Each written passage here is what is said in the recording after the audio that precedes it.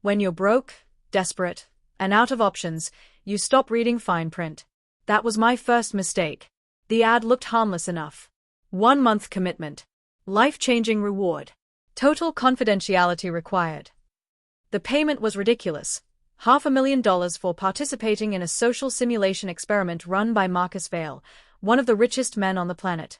The man who owned everything, from private islands to genetic startups. So when his company actually called me back, I didn't think twice. I should have. The car that picked me up was sleek, black, and silent. The driver didn't talk. We drove for hours through the countryside until the city disappeared behind us and the landscape opened into a private estate the size of a small town. At the gates, armed security scanned my ID, then guided me toward a sprawling mansion. Every window gleamed like glass from another world. Inside, the air smelled faintly of jasmine and ozone. Clean, sterile, expensive. A woman in a silver uniform greeted me. Welcome, participant 47. You've been selected for a special immersive simulation. Mr. Vail is expecting you. Simulation? I asked. Like VR? She smiled. Something like that. Marcus Vail was older than I expected, maybe late 50s. Charismatic, perfectly dressed, eyes sharp enough to slice through lies. He didn't shake my hand, just looked me over like a scientist studying a specimen. Ethan, correct? Yes, sir. You understand the confidentiality terms? No phones, no communication with the outside world for 30 days. I nodded, signing the tablet in front of me. He smiled thinly. Good. You'll be compensated upon completion. But one thing, once the simulation begins, you must play your role completely. No breaking character, no questions, no hesitation. I tried to laugh. Sure. I can act. He leaned forward slightly. You'll need to. They gave me a glass of water and told me to prepare for immersion. I remember the cool taste of the liquid, the faint hum of machines, the woman's voice saying something about neural mapping. Then, black. When I woke up, the world was wrong. At first, I thought I was dreaming. Soft silk sheets. A faint floral scent. Sunlight spilling through lace curtains. Not the sterile lab I expected. A bedroom. Not mine. I sat up, and everything felt different. My skin, my hair, the weight on my chest. Weight. My hands, smaller. Smooth. My reflection in the mirror made my breath stop cold. A young woman stared back at me. Long brown hair. Bright green eyes. Perfectly symmetrical features, like she'd been designed in a lab. And the voice that came out of my mouth was not mine. What the hell? My mind raced, memories colliding with disbelief. I reached up, touched my face, the softness, the warmth, it all felt real. I wasn't in a simulation. I was in a new body. The door opened. The silver-uniformed woman from before stepped in, smiling faintly. Good morning, Miss Vail. Breakfast is ready. Miss Vail? She handed me a tablet. On the screen, my photo, the girl from the mirror, appeared beside text that read. Identity. Evelyn Vail role, daughter of Marcus Vail duration, 30 days non-compliance results in termination of contract and nullified payment. I stared at the screen in horror. This is insane. I'm not his. She tilted her head. Remember the rules, Miss Vail. No breaking character. Then she left me alone with my reflection. And my panic. The first day was chaos. Servants called me Miss Evelyn. A driver waited to take me to a private studio for voice lessons. Every inch of the mansion was rigged with hidden cameras, screens, and staff who acted like nothing was strange. I tried, at first, to play along, convinced it was an elaborate prank, some kind of social experiment for Vail's amusement. But by nightfall, I started noticing something terrifying. The body didn't feel borrowed. It felt mine. The heartbeat, the breathing, the small details, all perfectly synced. When I looked in the mirror, I didn't see Ethan pretending anymore. I saw Evelyn, blinking, confused, but real. That evening, I met Marcus again, or rather, my father. He sat at the end of a long marble table, sipping wine like nothing was unusual. Evelyn, he said, smiling warmly. How was your first day back home? Back home? I forced a laugh. Still getting used to it. He studied me. You'll adjust. You always do. The way he said it, like he truly believed I'd always been his daughter, sent chills through me. Why me? I asked. Why am I doing this? He smirked. Because you signed the contract. I wanted to scream, but part of me was afraid to break character, afraid of what they'd do if I did. Over the next few days, I played the part as best I could. Private lessons, fashion fittings, social lunches with other elite heirs. But at night, when I was alone, I tried to find a way out. Every door locked. Every window reinforced. Even the phone in my room only dialed internal extensions. On the fifth night, I overheard something. 2 staff members whispering in the hall. Is she adapting? One asked. The neural imprint is holding, the other said. But the memories haven't fully synced yet. Memories? Imprint? I froze behind the door, heart pounding. This wasn't a simulation. It was a transfer. They hadn't put me in a virtual role. They'd put me in a new body, someone else's. Determined to find answers, I started exploring the mansion late at night. Behind one of the library shelves, I found a biometric scanner. Evelyn's, fingerprints unlocked it instantly. Inside was a lab. Cold, sterile, filled with humming equipment and glass pods. On a central monitor, I saw 2 profiles. Subject 1, Ethan Cole, status, inactive. Subject 2, Evelyn Vale, status, active. I felt sick. They hadn't simulated my transformation. They'd erased me, overwritten one consciousness with another. And I was the result. That night, Marcus found me in the lab. He didn't look surprised. So you've discovered the truth, he said quietly. Good. That means the integration is complete. Integration? I snapped. You turned me into someone else. He didn't flinch. Ethan Cole was a drifter. A nobody. I offered you a new life, perfection, legacy, power. You signed the contract. And now, you are Evelyn Vale. I'm not your daughter. I shouted. He stepped closer, eyes cold. Not yet. But you will be. And with that, he pressed a button on the control panel, and the world around me dissolved into light. White light. Endless, blinding white light.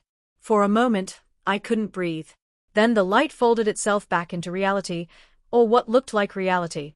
I was standing in the same room, except everything was subtly wrong. The colors were too sharp. The walls hummed faintly. When I touched the desk, it rippled, like glass disturbed by water. I wasn't in the mansion anymore. I was inside his system. Marcus's voice echoed around me, calm and controlled. Evelyn, you must understand. This is progress. Humanity's next step. I spun around. He appeared behind me, or rather, a projection of him. Glitching slightly, like an image made of code. What did you do to me? I demanded. He smiled. You volunteered for the experiment. The body you occupy is real, but the consciousness, your mind, exists within a neural simulation linked to that form.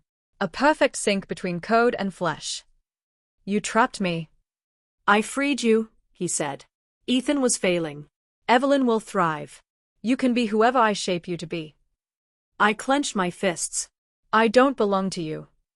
He only laughed, a low, unnerving sound that seemed to come from every direction at once. You already do. Days blurred. The simulation he'd placed me in was an endless loop of perfection. Daily routines, social events, smiling faces that never blinked too long. But every so often, I'd see flickers. A reflection that moved slower than me. A mirror that showed Ethan's face for half a second. Whispers of a life that wasn't supposed to exist anymore. I began to test the system. Deliberately repeating old habits. Left-handed gestures Ethan used to make. Saying names no one here should know. And every time, the world glitched. A teacup froze mid-air. A servant's face flickered. The edges of the sky quivered like static. That's when I realized Marcus hadn't deleted Ethan entirely. He'd just buried him. Late one night, I went back to the secret lab. Or the simulation's version of it. The monitors came alive the moment I touched the console. Code streamed across the screen in elegant gold characters. Buried deep within the system logs was a hidden message. Ethan_47_backup_restore_sequence // locked. I stared at it, heart pounding. There was still a copy of me, the real me, somewhere in here. I typed a command. The system hesitated, then responded. Password required. Before I could even think, a voice behind me whispered. The password is Evelyn. I turned, and saw her. Standing before me was another version of myself. Same face. Same voice. But colder. Sharper.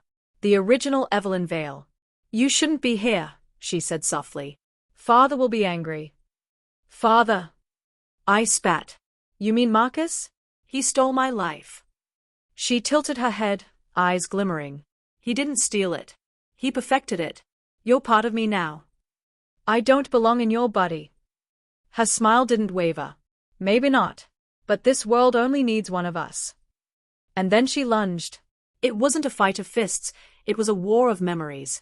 Every time she touched me, flashes of her past tried to overwrite mine. Birthday parties, piano lessons, boarding schools, the endless wealth and emptiness of her life.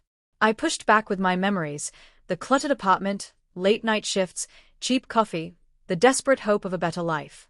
The system began to collapse under the strain. Walls warped. Screens shattered into streams of light. You're not real, she screamed. Neither are you. I shot back. We both grabbed the console, the same moment, triggering the restore sequence. The system went critical. Lights flared. Gravity twisted.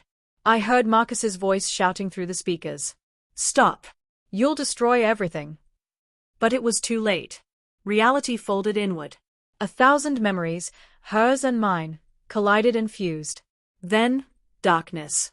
When I opened my eyes again, I was in a hospital room. Beeping machines. Soft light. Real air. My reflection in the glass. Still Evelyn's face. But my eyes, different. Calmer. A strange mixture of both identities. A nurse rushed in. Miss Vale, you're awake. Where's Marcus? I croaked. She hesitated. Mr. Vale passed away 3 days ago. A lab explosion. You were found unconscious near the site. So the collapse wasn't just digital, it had torn through his real lab too. Weeks passed. Lawyers visited. Doctors examined. They all called me Evelyn Vale, daughter and sole heir to Marcus Vale's empire. I tried to tell them the truth once, that I wasn't her. That I was someone else. But the moment I did, my head throbbed, flashes of both lives overlapping until I couldn't tell which was mine anymore. The world had decided who I was.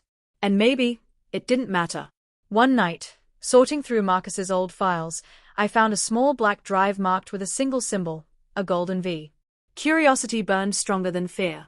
When I plugged it in, a single video opened. Marcus's face appeared, tired, older, softer. If you're watching this, he said, then you've survived. I knew you would. You think I played God. Maybe I did. But I wasn't trying to destroy you, Ethan. I was trying to save her. Evelyn was dying, mind fractured, body failing. You were the only compatible consciousness strong enough to stabilize her neural matrix. You both exist now. Together. You are not Ethan. You are not Evelyn. You are evolution. The video ended. I sat there, shaking, anger, grief, and a strange understanding mixing inside me. The next morning, I stood before the mirror again. The girl, the woman, staring back wasn't the same as before. Her smile was softer, her eyes steady. I whispered, "Who am I?" And for the first time, the reflection smiled on its own. "Who you choose to be." Reporters called me a genius. A visionary.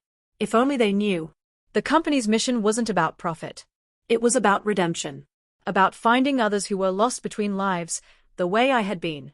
Sometimes, late at night, I still dream of Ethan, standing at the edge of a neon skyline, smiling faintly. And when I wake, I whisper a quiet promise. You didn't vanish. You became something more. The world thinks I'm Marcus Vale's daughter. Maybe they are right. But deep down, I know the truth. I'm both the ghost of who I was, and the spark of who I'm becoming. And this time, the game is mine.